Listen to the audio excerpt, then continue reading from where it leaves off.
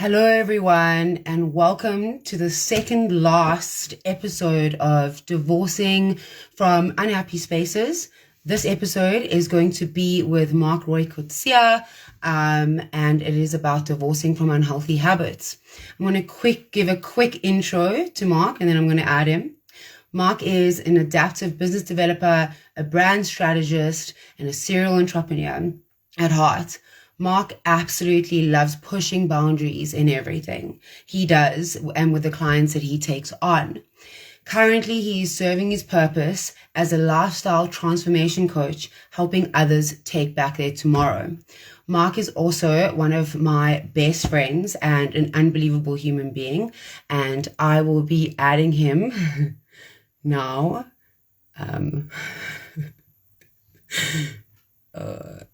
There we go.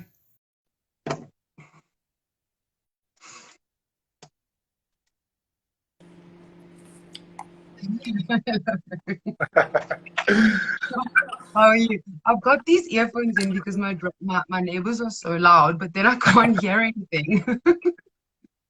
So I'm How going to are take you? them out. I'm good. I'm good. How are you? It's been a while. It has been a while. It has been a while. I'm so excited to have you. I'm so excited that we finally get to do our live, and I'm Yeah, so excited to share essentially the journey that you've helped me on, yeah, right? I like to make a joke that I used to always say to Marc, I was like, Marc, I'm so fat. I just need to lose weight, and I just like need to get into good, healthy habits. And I think by the time I got to 31, I finally have been able to do it. And it's yeah, been because of you. So yeah. just give yourself like a little bit of an introduction, tell people who you are. I gave a little bit of an introduction of you, but yeah, just go ahead. Can I just repeat what you said? So yeah, first of all, I just want to, yeah, it's been a while, so thanks for the opportunity. We always have a good time online. But I think, I mean, everybody obviously knows my handle. My name's Marc. I'm a lifestyle coach, and obviously this came about last year as a kind of a push as lockdown hit. But what people don't, I've always been into fitness, but this really got a push for me when I was actually shooting a medical series, and I got the opportunity to take people online. And then lockdown hit, and I obviously forced myself into it. And I got this momentum going, and it just became very addictive because it wasn't just about, as COVID hit and people were losing jobs and lives and livelihoods and that type of thing. uh, Fitness changed into wholeness and wellness. It wasn't just about physical fitness; it was about mental fitness. You and I did that whole legally fit and that type of thing. So it really changed for me. And for me, it was never about uh, just being shredded or ripped into a gym. It was more about my concept is build, become, and believe, because it's about people's values. It's quite intimidating to walk into a gym and see everybody half naked, especially when you're a woman. That's why people fall off the bus. So that's how the journey kind of changed. And I think what a lot of people don't see is, for instance, you've changed the whole business from last year from Transcend to now the divorce check. People don't realize that you've done a hell of a lot of work in the background, and they don't realize also you're up at 5 in the morning or hoppers for eating breakfast and on the treadmill on the bike. So I Yeah. just wanted, so I just wanted to give you a massive shout out, and obviously well done for that. I saw your whole business change as we've, obviously grown towards best friends. Last year you had Transcend, you pivoted. There was a famous word last year, it was pivot, but you literally went from hardcore attorney in practice, changing a business.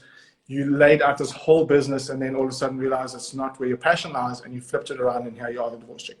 So Yeah. amazing, congrats! It's huge work. I know the amount of work you're putting in behind it, your content, your lives. It's people don't You're gonna make realize. me proud, Marc. Okay, so yeah. That's where I am at the moment, and I think this is such a cool thing about divorcing bad habits, because that's what really it is. It becomes that mindset and change. So yeah.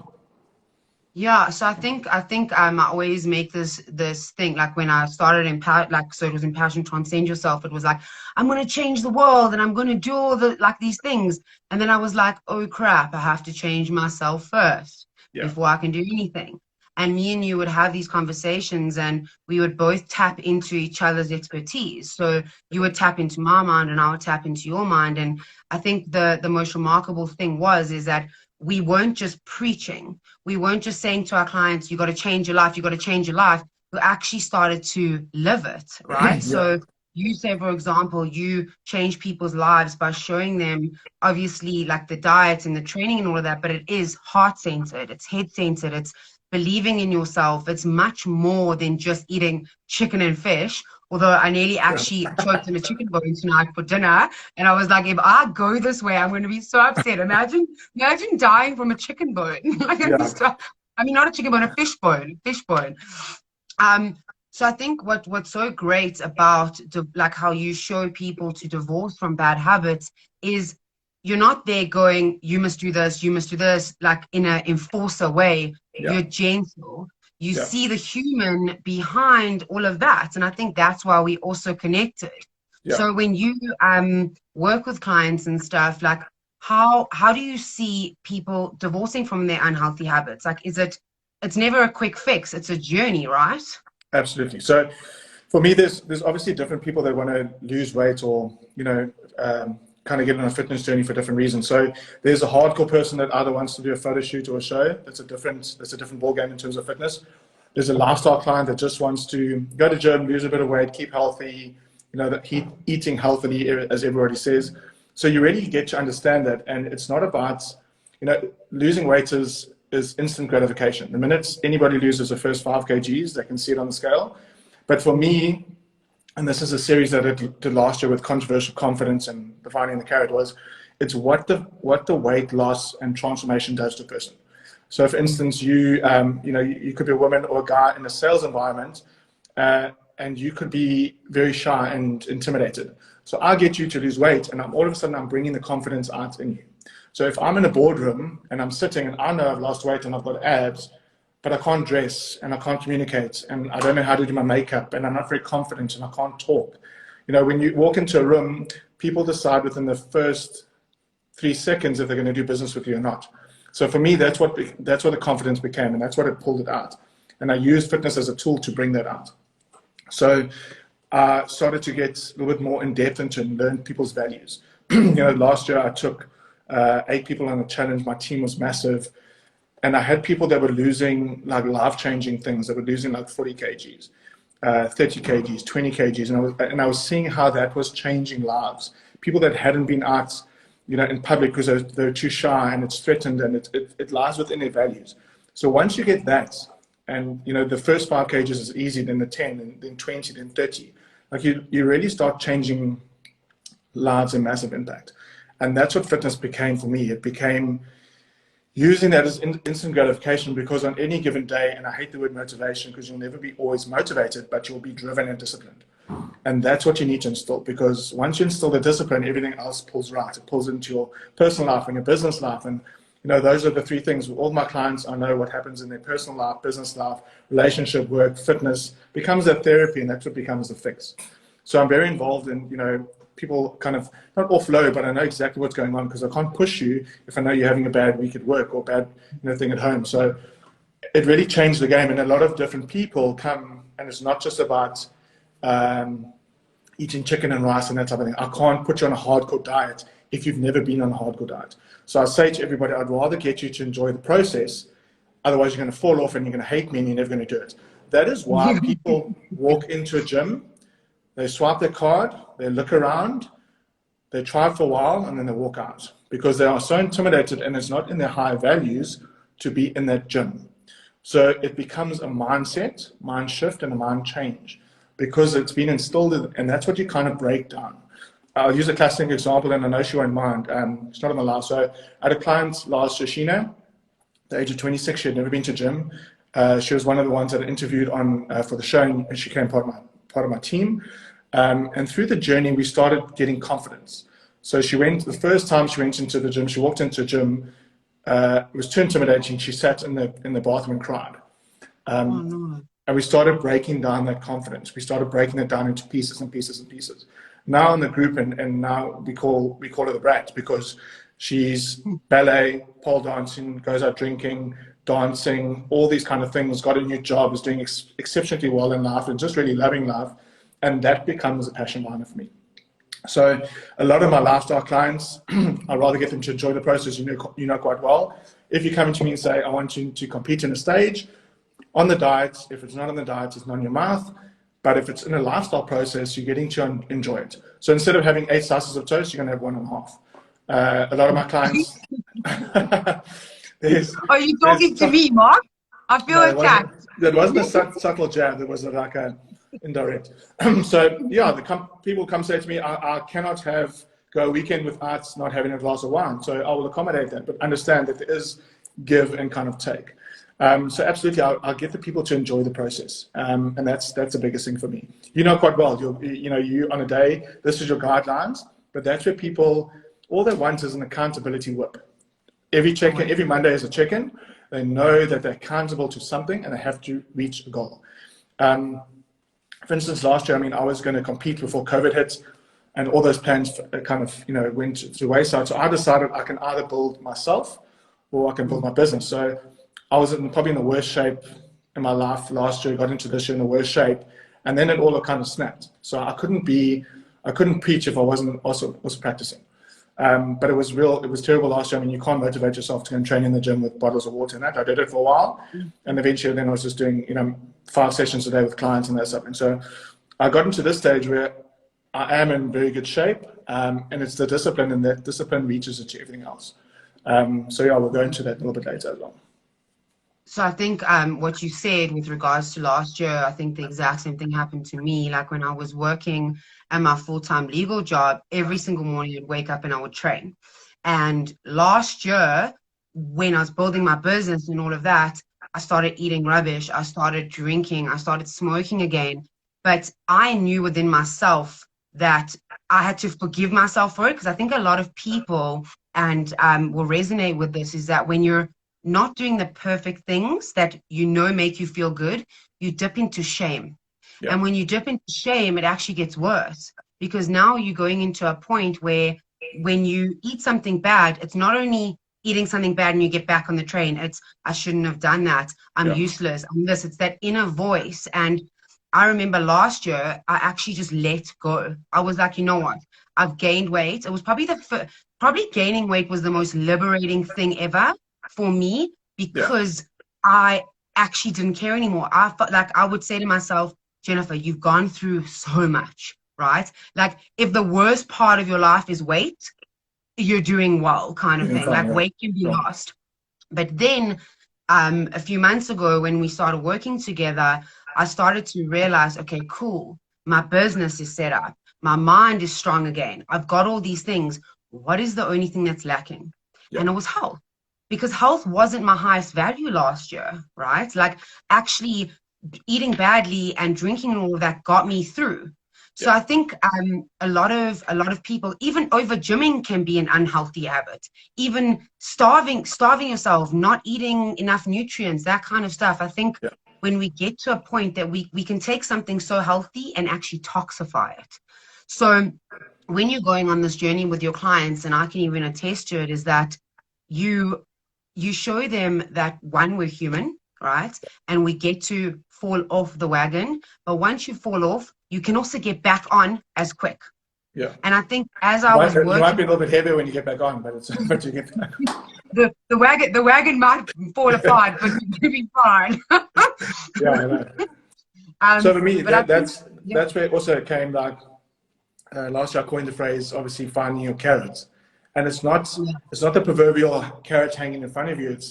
It's when you start to go along and you're starting to lose that weight. I mean, there's nothing better than waking up and looking at yourself and like, hey, I'm looking good. Like, hey girl, hey. Hey, is that you?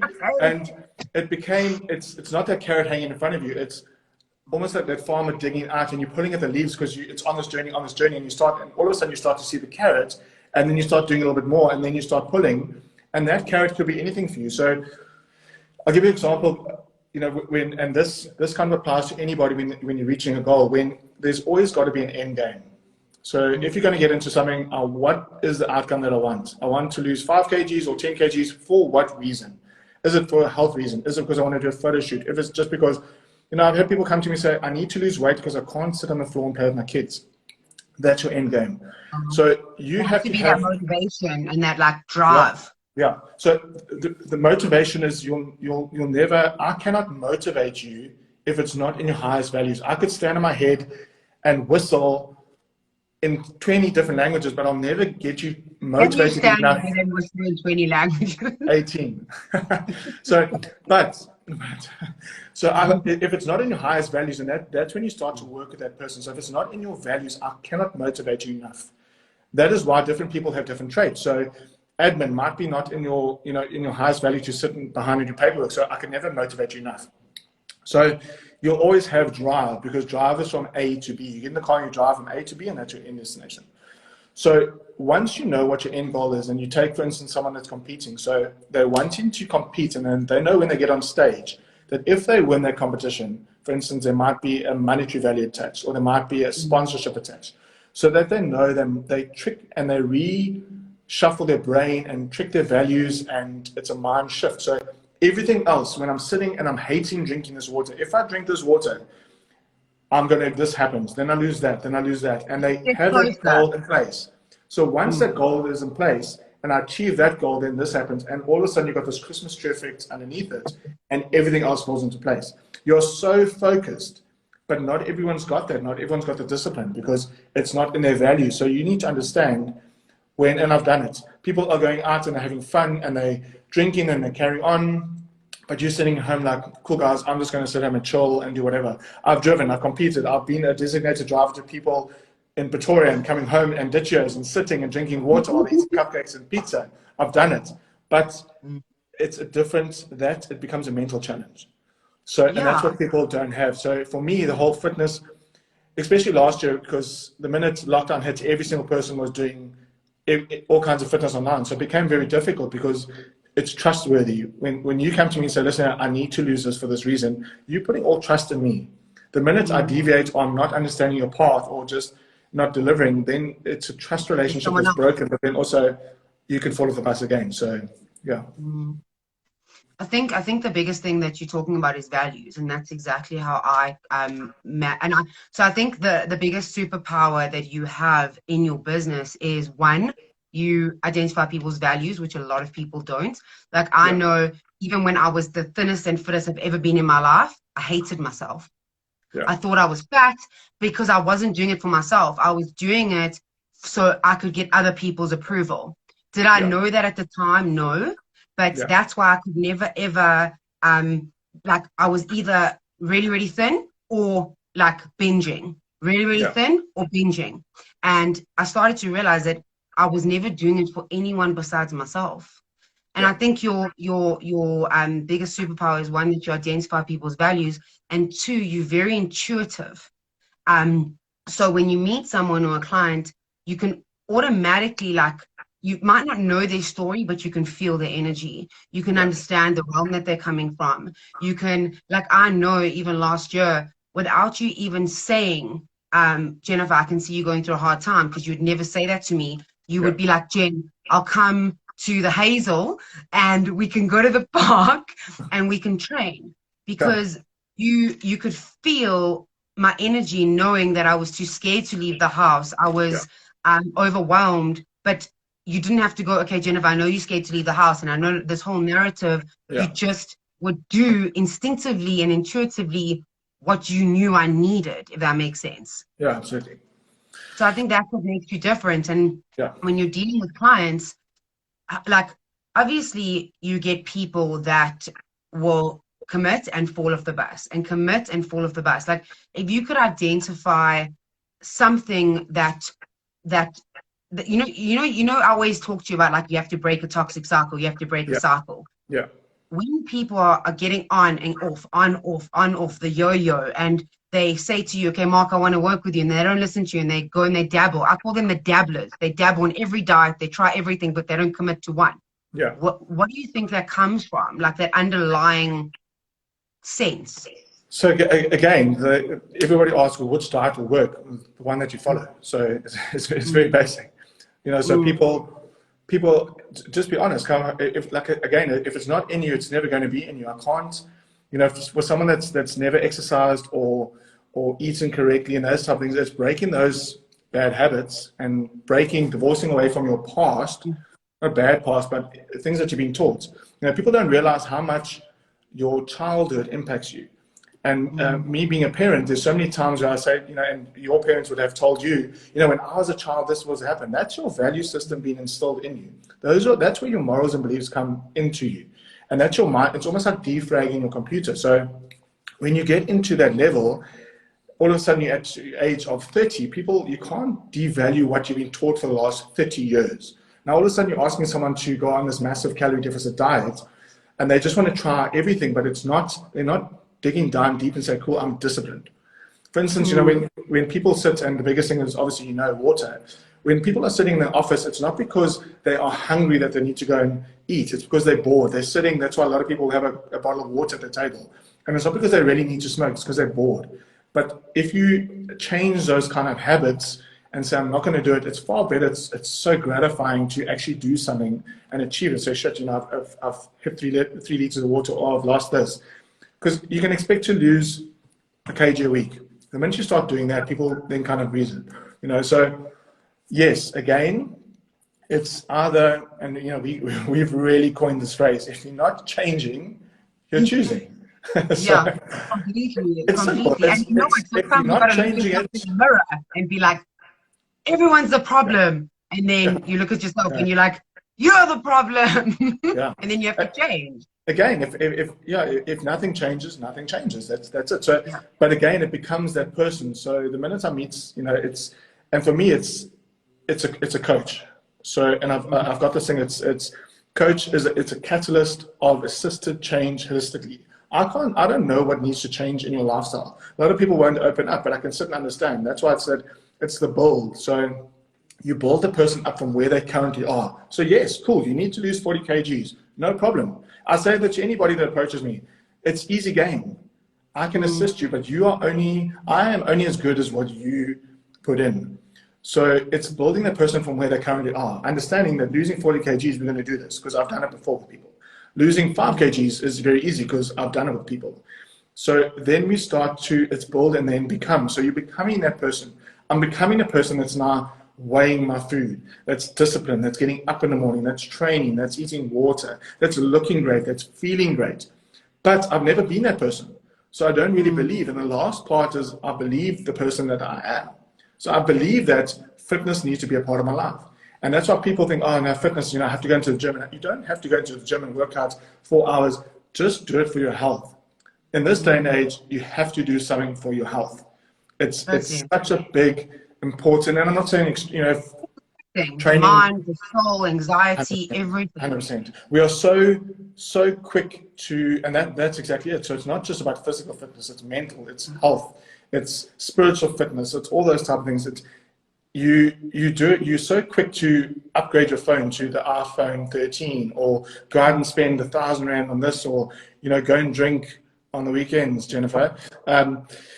But you'll never. But you'll never, excuse me, but you're right. But you'll never say, cool, let me spend 300 Rand on a book to upgrade my soul or upgrade my belief or self-development, or there's so many resources online to change that. I mean, imagine just changing, you know, if someone came to me, and I've seen it, that at the age of 24, your metabolism is processing things at the age of a 40-year-old. That's a little bit of a sign that you're unhealthy. You know, you can balance of probability, you're not going to be around for much longer. So that's where it became part of it. And it's, you know, like you said when you introduced, I am serving out of purpose, because the minute you see that smile on someone's face when they start to lose the weight, and then they change, and then the businesses flourish, and that's where it becomes. Not only physical, there's so much more. There's so much more. Like, I think even now, so every single time I'd exercise, and I think you helped me get over this without you even knowing, like, I just think your presence and being there for me in this space is that I would always put so much pressure on myself. That was my life. It was like, Jennifer, you need to give 100% or you're giving 0. So I was constantly going like this, 100, 0, 100, 0. And I started to get to a point where I would exercise and to lose weight and look good. And then I actually said to myself the one day, and I wrote it down in my journal, I was like, exercising is not like, so when you exercise and eat well, naturally your body will change. That's actually the cool part. Like, your body just changes. But I needed to master my mind. So I started to redefine what exercise meant. Exercise no longer meant, oh my word, I hate every minute of it. I need to sweat and punish myself because I ate badly. I divorced from that unhealthy mental habit. Exercise no longer meant this is the worst thing ever. And if I don't look good and I tell people I exercise, like I would think that if I was exercising, I would need to look amazing. And if I didn't look amazing, people would judge me. Right? And I started to reframe my mindset where it was exercise alleviates my anxiety. Like a lot of people don't know, I suffer from really bad anxiety sometimes because I deal with people in high conflict stages. They're going through a lot and I take on the energy. Now my anxiety is being alleviated. My sleep's better, right? I sleep so much better. I feel better. Even if I look in the mirror and let's say I haven't lost any weight, I feel better because I'm one, disciplined. It's actually harder for me not to wake up at 4, eat well and exercise than it is to not. Yeah, absolutely. So, look, let's be honest, it's a lot harder to be unhealthy than it is to be healthy. It's a lot cheaper as well.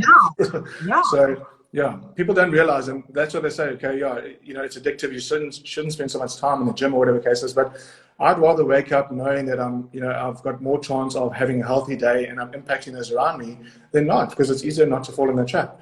And you're absolutely right. There is a change because it's an instant gratification because you can see it the minute, and maybe the whole, it's such a good alignment where, because if you think about it, divorce is also, you get to a point where you have to make a decision. Divorce is a decision. It's always decisions. So I'm deciding not to have unhealthy habits. I'm deciding not to eat a whole loaf of bread for breakfast. or 8 slices of bread. So I'm deciding to wake up and put this in my mouth and not that in my mouth. So that is where people need to understand. And like you say, it's okay, cool. I know, okay, maybe it's not okay. Sometimes people slip and they're, no, I'm going to train 5 times a week, and then the weekend I'm going to binge, and then I'm going to pick it up on the bus. It's like, sinning for 5 days and then going to church on Sunday. It's not part of it. It's a discipline. You're not always going to be motivated, but you always have to be disciplined. And that's what I did on motivation for me. You can't be motivated. This morning I woke up and I was like also someone asked me the other day what my morning routine was, and as a joke, I was like, I wake up in the morning, I scream, fuck, and then I go to gym because, and he was like, really? I'm like, sometimes you don't have motivation.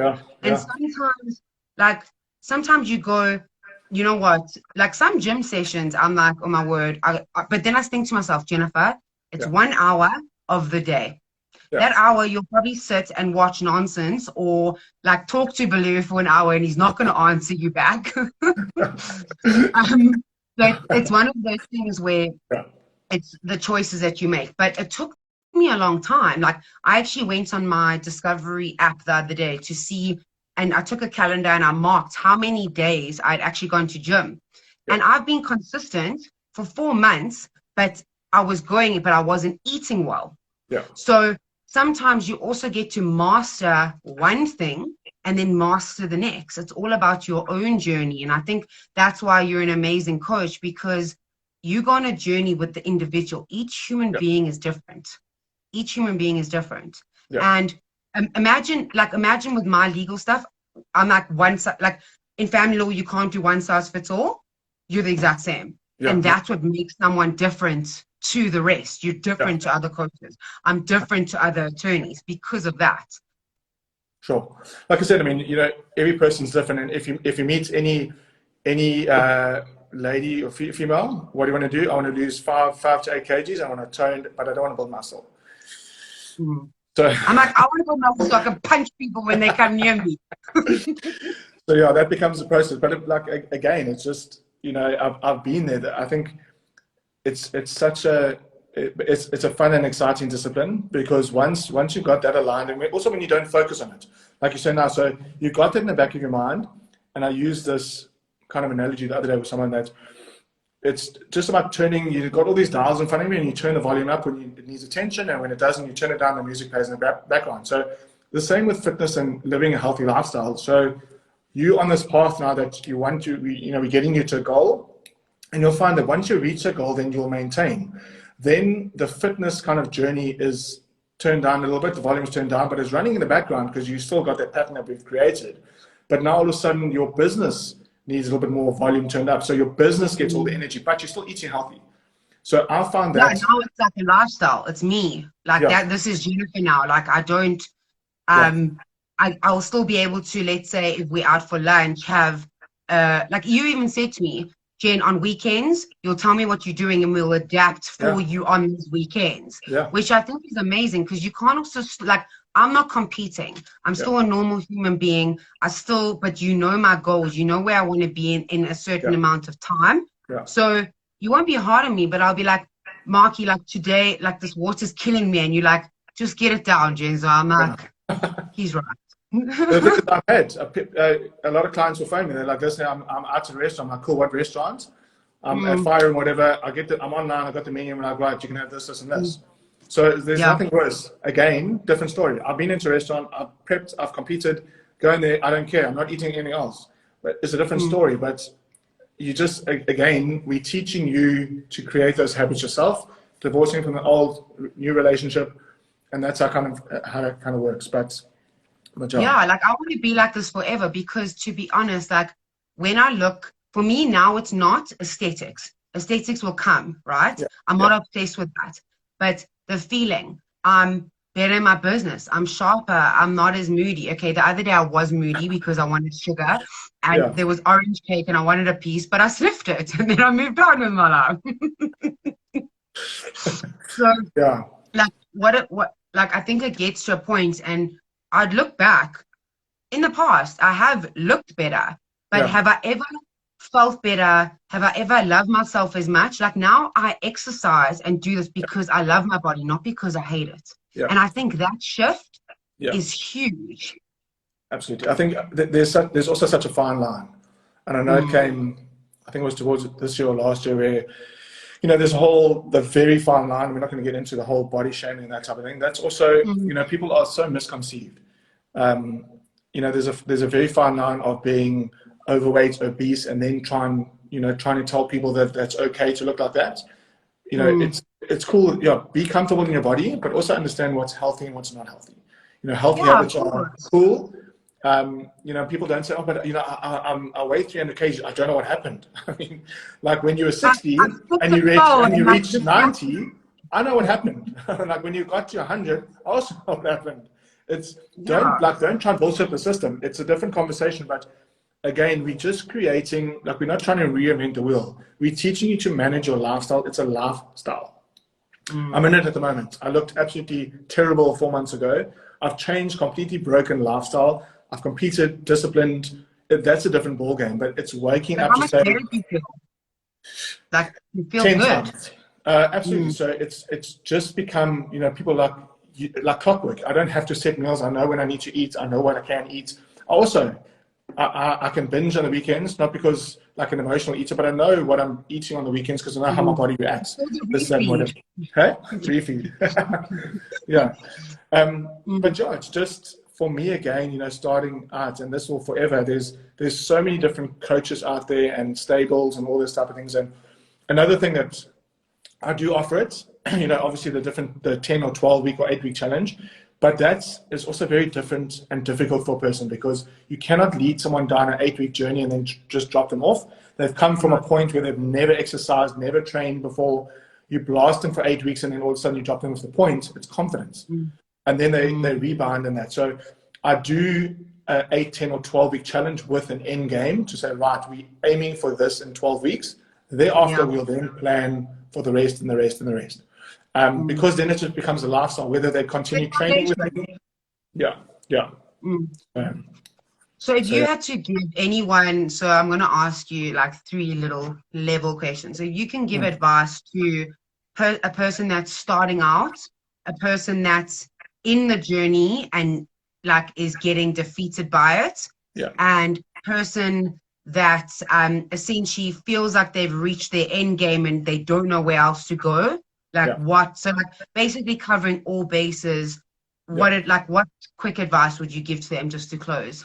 So I think person that's starting out is that just remember everybody in any condition or whatever shape they are at the moment, they also started out. Nobody as aesthetics as they're looking, fell out the womb that way. So they also started. Amazing. I think we need to create someone in a lab. So nobody fell out the womb like that. They all started in a journey. As hard and resilient as you need to be, you can walk in the gym and literally don't care what anyone else thinks. It's headphones in, and don't worry, because the people are also probably intimidated. The gym is probably the most intimidating place as is, and I can tell you, not just for girls, but for guys as well. Not for guys looking at girls, it's for guys looking at guys as well. It's just as intimidating. So I used to be intimidated, but now I'm just like, I used to be intimidated. Now I'm just like, oh my God, if anyone gives me COVID, I'm going to kill them. So that's what really important. Yeah. So starting out, whatever it is, find your groove. Go in there, do 10 minutes, do 20 minutes, come back, try something new. Just find what works for you in the beginning. Ask questions, research. Find someone that find a gym partner, whatever the case is. Try different disciplines. What is the other one for someone that's just in it? So someone that's in it and they basically in it, but they've kind of reached a plateau and they're getting not like their motivation is going down and they kind of don't know where to go. So also, I mean, it's just like anything in your life. It could be in a job where everyone's going to hit a plateau. Again, what depends what your goals are. So if you're just in there, you just want to lose a bit of weight, train, whatever the case is, change. You might change to weightlifting, or you might change to, you want to do a triathlon or Ironman or those type of things. Or for me, it's always been about, in that kind of space, it's competing. Because competing, there's no greater space to go through enduring the hating life, being in gym all the time, but to finally see what you can actually push your mind and your body through, and your brain and your physical and mental. For me, it's always about competing. So yeah, I mean, but also change. Gym is just there. There's so many different new sports and all those type of things now. It's just try, reset the goal. Within the fitness industry, it's quite easy because people move from federation to federation. So one federation might be different, and the penultimate might be Olympia or those type of things. So yeah. Yeah. And find someone that's just as disciplined or can drive you and push you. Whether it's a coach. There's so many people out there. Find a sounding board. If you want to be a soccer player, you don't go and hang around with people that play rugby. You find other soccer players. You follow. You check.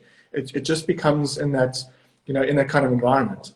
I'm going through the same kind of journey now with my oldest, who's 16. So he's coming to age, and he's like, he's very conscious of what he looks like, and he's training in the gym. And nobody ever taught me that when I was 16. I was half the size of what I am now, and I was just playing sport. But nobody ever said to me, get into this, form the habits and discipline now. By the time you leave school, everything is aligned into discipline. So that's another big thing. So yeah, I think especially with kids as well. I think when you're saying that a lot of our stuff comes from childhood, it's up to us as adults and parents. I know I'm not a parent, but I deal with parents all the time to basically show our kids that, but obviously not be too hard on them, but sports and all that kind of stuff, it makes you healthier. And for me, I used to be focused on the process to look a certain way.